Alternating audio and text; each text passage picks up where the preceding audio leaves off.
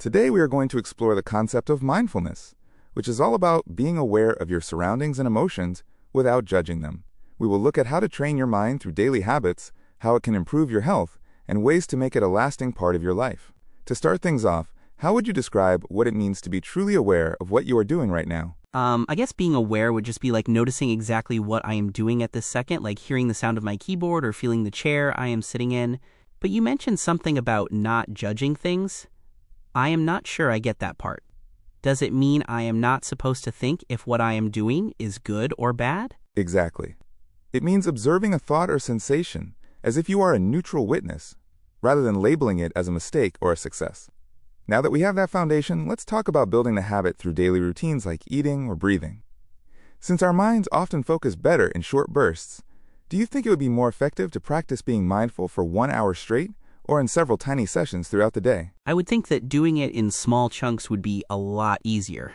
Like, I tried to focus on my homework for an hour straight before, and my brain just started wandering after 10 minutes anyway. But if I just do it for a few seconds while I am brushing my teeth or something, I might actually be able to keep it up. Is that how it works? You just pick a random chore and try to really notice it? That is exactly right. You can turn any routine task, like smelling your morning coffee or feeling the water in the shower, into a moment of focus. Since you mentioned doing this during chores, what is one specific sense you could focus on while washing the dishes or cleaning your room? Maybe the feeling of the warm water and the soap bubbles on my hands. Usually when I do the dishes, I am just trying to get it over with so I can go do something fun, like watch TV. It feels kind of weird to actually pay attention to the boring parts. If I am focusing on the soap, am I supposed to just keep my mind there the whole time? What happens if I start thinking about what I have to do tomorrow instead? It is perfectly natural for your mind to wander back to your to-do list. When that happens, you simply notice the thought and then gently bring your focus back to the sensation of the bubbles. Before we move on to how meditation helps make this mindset more automatic, can you explain why short bursts of practice are better than trying to focus for a long time? I think it is because our brains get tired if we force them to stay on one thing for too long, like how I get distracted during homework. If I only have to focus while I am washing one plate or something, I can actually do it. It feels more like a quick mental reset instead of a big chore. Plus, if I do it a few times a day, maybe it becomes more of a habit than just a one-time thing. Spot on. Doing it in short bursts makes it feel less like a chore and helps your brain treat awareness as a natural habit. Now that we have covered daily tasks, let us talk about meditation. This involves sitting quietly and focusing on a single word or phrase to help make mindfulness your brain's default setting. How do you think focusing on just one word might help you when you are not meditating? I guess it is like practicing a sport. Like if I practice hitting a ball over and over, then when a real game happens, I do it without thinking. So if I practice focusing on one word, maybe it makes my brain stronger at catching itself when it starts to wander off during the day.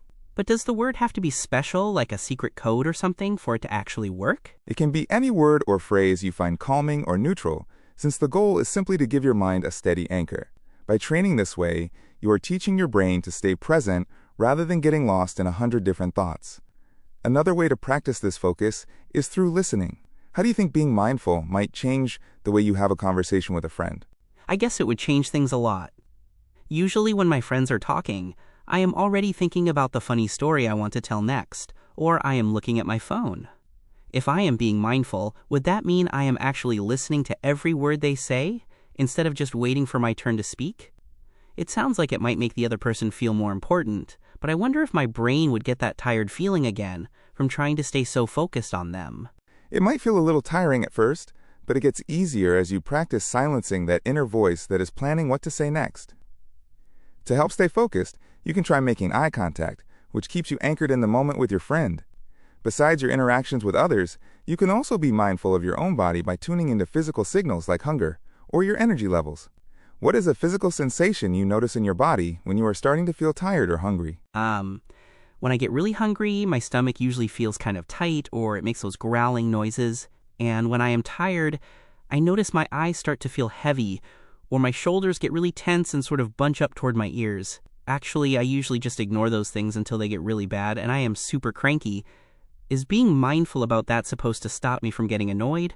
Or is it just about noticing that my shoulders are tight? It is exactly about noticing those tight shoulders or the growling stomach early on, so you can address them before you get cranky. By catching those signals sooner, you can take a breather or grab a snack to stay balanced. Now let us look at how this applies to eating.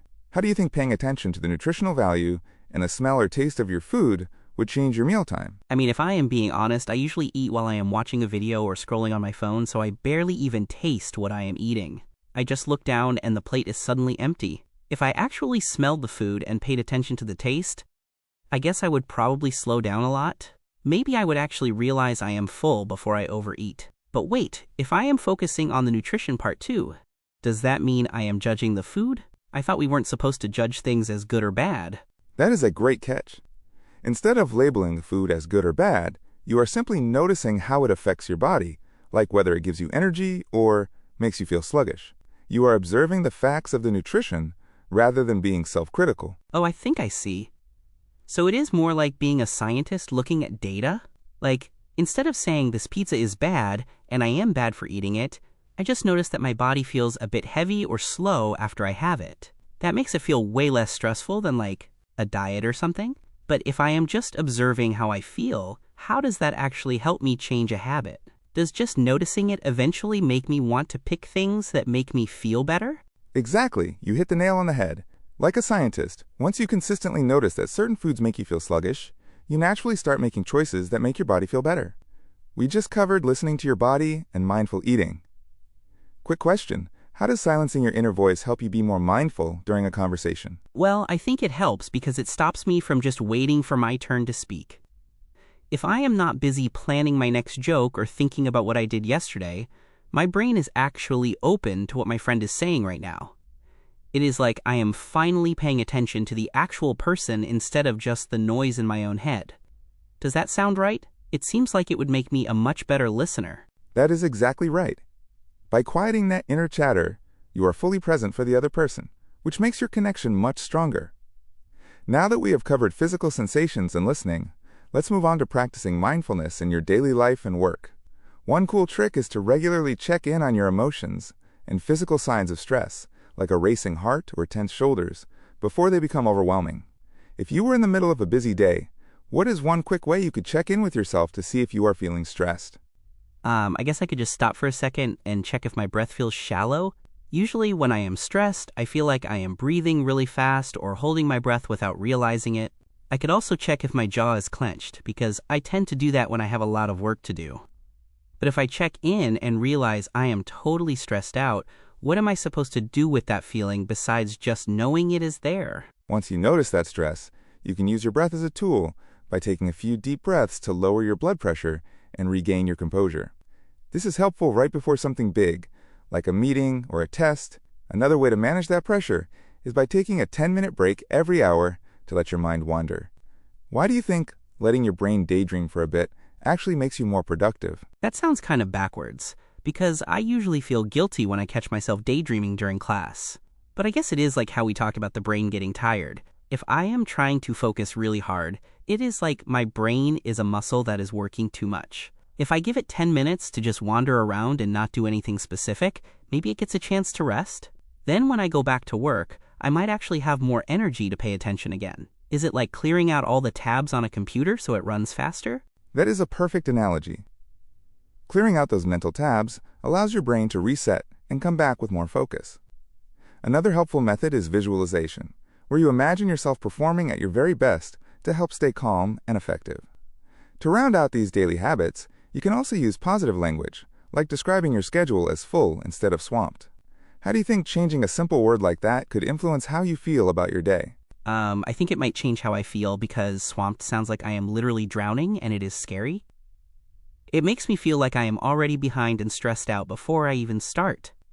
But if I say my day is full, that sounds kind of productive, or even like a good thing, like a full bucket instead of a sinking ship. Is that part of the judgment thing we talked about earlier? Like, I am choosing a word that does not make me feel bad about having a lot of work to do?